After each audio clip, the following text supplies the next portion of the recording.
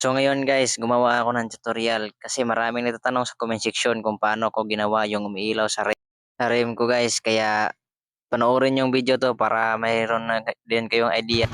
Hey guys, nagtatanong kung paano ko ginawa to, yung umiilaw. Dito lang ginagawa ko guys, i-connectar ko lang dito.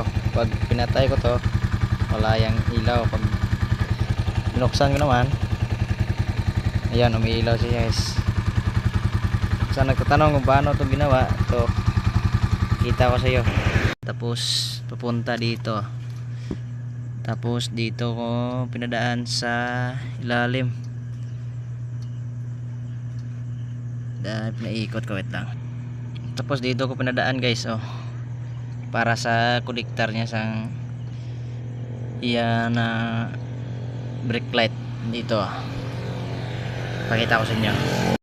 So dito naman guys, hanapin yung green nga wire, tapos i-connectar nyo sa pula.